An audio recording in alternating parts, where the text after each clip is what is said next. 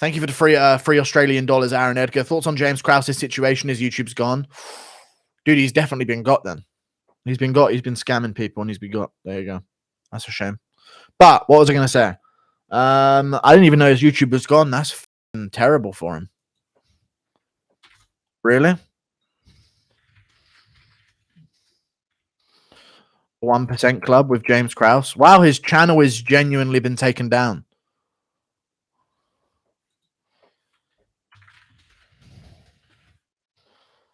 That is Instagram. No, this is Jake Hadley. James Krause. The James Krause Instagram. He hasn't posted anything since November 13th, and he's limited the comments as well. Rough for Krause. But what was I going to say about Pereira saying he was scared of Strickland? He wasn't really scared of Strickland. He was saying he took him so lightly after listening to some of his antics in the build-up at the press conference and stuff like that. He took him so lightly in the build-up that like he almost tricked himself into thinking it was going to be easy. And then when he got in the cage with him, he realized, oh, this guy's actually fucking serious. So it kind of like threw him off and made him scared a little bit about the outcome. I don't think he's genuinely terrified by Sean Strickland or anything like that. I think he sort of respected him to begin with and then lost respect for him with all of his antics in the build-up. And then once the fight started, he thought, oh, shit, he's actually serious, you know? And he kind of got worried for a bit. Because for all he knew, Strickland was just going to try and take him down over and over again. You know, could have worked. Could have been a good game plan if Strickland had a fucking brain. But Strickland doesn't have a brain. It's a problem. And Pereira wasn't aware of that. The brainless one. Sean Strickland. Sean Strickland. The brainless one. Sean Strickland. I don't really care. Thank you for the 8 months of membership. Brother Guru, did you watch that Deliha PFL win? He did win very well, yeah. I'm hoping the PFL will start losing some of these fighters and they'll try out the UFC a bit, but knowing the UFC, they'll just let them win at PFL. Because if they just keep them at the PFL is going to go bankrupt. You know? PFL can't afford to keep lots of fighters on a good payroll. So that actually the longer fighters stick around at PFL, the worse it's going to get for them. You know? They should leave it as like just a normal tournament format and just pay the fighters absolute fucking peanuts before the end. And what's good? Honest opinion about Yav versus Magomed. How do you think the fight will go and who will win? I want to put money down as well. Jan versus Magomed. I think Magomed Ankalaev is going to win this fight by decision. I don't think he finishes Jan Blachowicz, but I think he'll be able to sort of take him down and work his grappling. People underrate the grappling of Magomed, but he was able to take down Paul Craig and control him for 3 rounds. He didn't get completely exposed on the ground until the very end, so I reckon he'll get it done against Jan Blachowicz. 1 to 10, how happy are you that Kayla lost? I don't really care, to be honest with you. Like, she was never going to come to the UFC anyway, so she's not important. As much as that, oh, you're a casual dude, you don't think other organizations are important? No, they're not. They're not ONE FC. Certain champions at Bellator are important, but let's stop pretending PFL means anything. It's like a game show equivalent of MMA. Pay a bunch of fighters absolutely nothing. Winner gets $1 million. Wow, they could be shit and they win. There was a guy who won $1 million in a tournament at PFL. I'd never fucking heard of him. Rob Wilkinson actually good, pretty decent. I know, like, Aubin Mercier doesn't beat any ranked UFC lightweights. True. Dober will probably beat him. Why did James Krause get shadow banned? He probably took down his YouTube channel because he didn't want to have the other guy that he does his channel with affiliated, and he didn't want any proof of affiliation. If I had to take a wild guess, that's why I would think he took down his channel. He didn't want the other guy on his channel to have any affiliation with him. And his YouTube channel was the only proof of affiliation between them. So he didn't want to take down his boy, I reckon. Thank you very much for the $2, Abdiel. Can Jan Blachowicz win, mate? Also, Veronica's hot. She is pretty hot. Can Jan Blachowicz win? He can win, yeah. He can check the kicks and mess up the legs of Ankalaev and start throwing some good body kicks back at Ankalaev and eventually start finding space for his hands, but I don't think it's going to happen, man. Ankalaev has the options. Options win fights.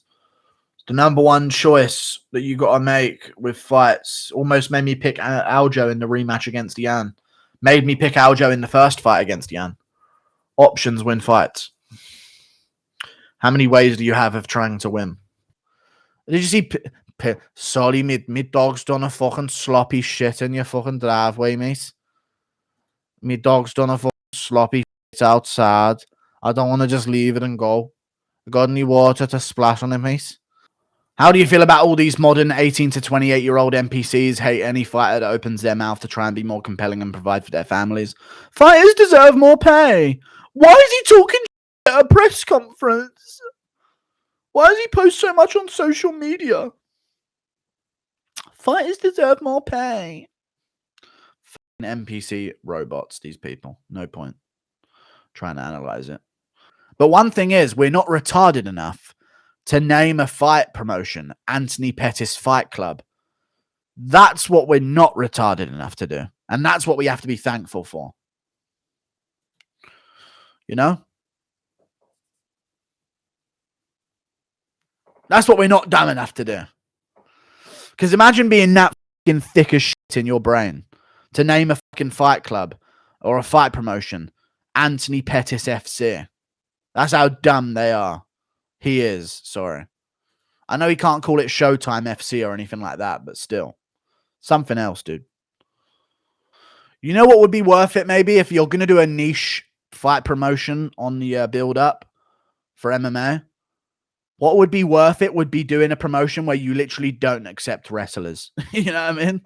Like, they can't get a contract. And there's literal punishments if you grapple in a fight. So it's just kickboxing and MMA gloves, pretty much. But there's some grappling allowed. Thank you very much for the $2. Are they building Barbarena as a legend killer? At this point, they are, yeah. I don't know why he's getting all the opportunities. Let's be real. Lawler, Matt Brown, and RDA at welterweight should have all been fed to Ian Gary, Chaos Williams, Jeremiah Wells.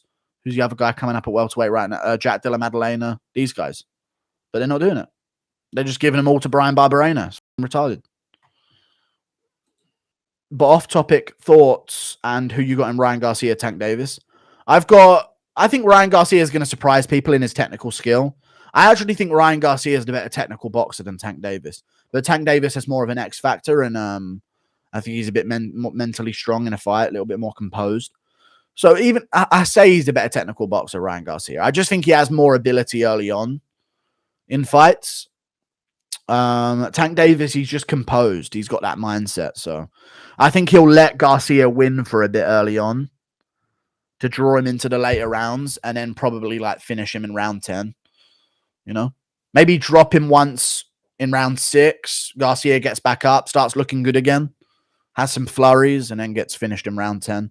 Round 10, Gervonta Davis KO. Thank you for the $2. I appreciate your $2. Sam Teller, why is Colby's career over? Someone made a short about that, right? And now everyone fucking asks me about that. Because he's wasting his prime, dude. Welterweights are coming up that haven't even hit their prime yet. He's wasting his fucking prime. Like, straight up. He's wasting his prime. He's a mess of a thing. Sitting out, doing nothing. If he ain't signed a fight by March, listen, how old is he now? 34? 34 years old, and he's turning 35 in February. Like, he'll be 35 by the time he fights again. Because he ain't fighting before the end of February. Earliest he'll come back is the UK card in Wales. Dude, big up Wales, man. That's big for them. Wales don't get shit in terms of, like, massive events. Thank you for the $2, Beepo. I appreciate your $2, good sir. Pavlovich or Tai? I'm going to go with Tai. No, I'm going to go Pavlovich KO first round. I've gone with him. So, yeah. Thank you for the $2, GP. What if Tai gets KO'd again on Saturday career-wise? It's pretty much done for him. It's rough for him. Really, really rough for him. So I could see that being a problem for sure. I think it's going to happen. I think he's going to get chinned and then hit to the back of the head. Pavlovich is notorious for back of the head shots. At least one of them in his finishing sequence is going to be a back of the head shot. Is it wrong for Soldić to sign with one instead of the UFC? No, it's not wrong. It's just wrong for the UFC to not give him enough money to sign him. He's clearly a massive name that needs to be given a lot of money to sign up. Like, it's a robbery that they paid Pimlet 10 for 10 in his debut. That shit's got to stop.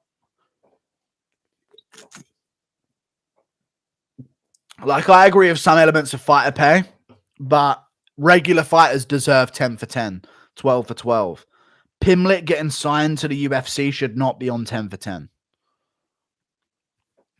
Like, there should be like a contract for big names outside the UFC of like a 50 for 50. 50-50 coming into the UFC. Because some of them have big names.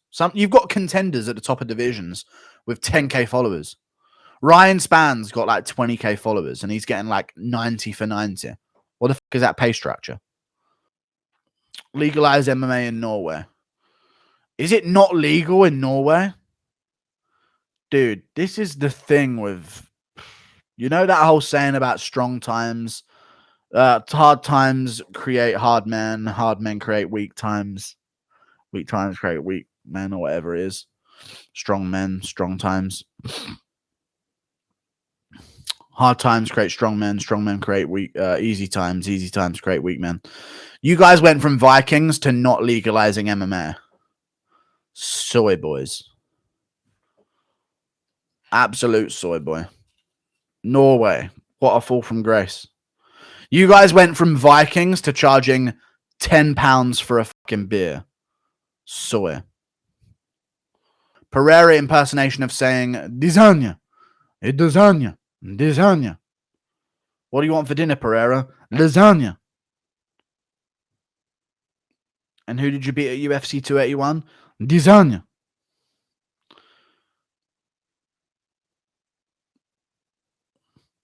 Hey, that's a very nice outfit. Is it retail store owned or is it designer? I'm about to be KO'd Buckley face, yeah. Kayla Harrison can crush her getting beat is boats, yeah. She's already beat that opponent twice. But I will say this. That opponent probably beats a lot of women in the UFC. I'll say that much. Favorite season of Tough? Mine's ATT versus Black Zillions, yeah. Walking Dead is dead hype-wise. Yeah, true. ATT Black Zillions, season of Tough. McGregor Faber was a GOAT season. So was Bisping versus Jason Miller, though. Other than that, certain seasons were good because of the people on them. Ferguson's season was good because of the fights that were on him. Ferguson had great fights on that season. So did Ramsey Najem as well. He had good fights on that season. I miss that guy. Ramsey Najem would have been a good personality in the UFC. Ramsey Najem is like, you know, the cool brother of Beneil Dariush that we never had. What UFC fighter survives the apocalypse the best? I don't know. Not Ngannou, funnily enough, because he'd be too much. Probably Yuri. No, let's be real. Probably. Yeah, probably Yuri. Bryce Mitchell, true. Bryce Mitchell would survive. You know? Everyone would be going crazy. I'm lucky I planted myself some kale 5 years ago. You know what I mean? He's just fucking surviving out there. John Jones, true, with the weapons training. Strickland. No, Strickland did die going, hell yeah. Going too crazy. Thank you for the free Australian dollars. Habib Ferg Tough can end on power slap. True. A power slap ending to Khabib versus Ferguson. I reckon Ferguson wins that as well with his big hands. Thank you for the $2, Nicholas Messina. Prime Nick Diaz versus Prime Tony Ferguson. Who wins? I'll go with a nice humble dose of nice Prime Nick Diaz. Prime Tony Ferg, probably. Do you think Makhachev has 5-round cardio? No.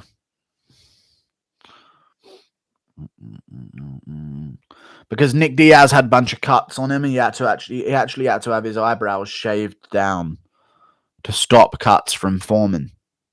And Ferguson would have opened up them cuts all day. Did you see Izzy on Hot Ones? Yeah. I didn't watch it though. He's cringe. Greatest press conference of all time. Sean Strickland toasting Adesanya's ass. No, probably the McGregor Go Big press conference is pretty good. I liked it.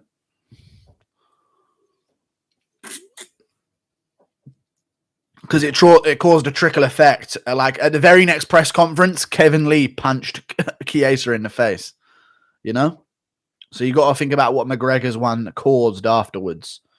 Everyone wanted to do something crazy after that press conference.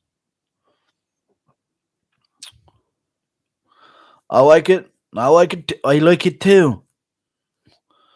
But the poo smells really good. All right, see you later. Go check out the video on the main channel. It is the full card predictions for UFC Fight Night Thompson versus Holland. Check it out. Check it out. Check it out. It's on the channel. Go and check it out right now. UFC Fight Night Orlando predictions. Thompson versus Holland full card breakdown and betting tips. Go check it out on the channel right now. Thank you for the $2. Cade, who wins an MMA Boxing Guru versus Jesse? I win. Both of them. Thank you for the £2. Ashton Lothar. Before I go, best card of the year so far. UFC London. Thank you for the £2. Thank you for the $2, Mario Judah.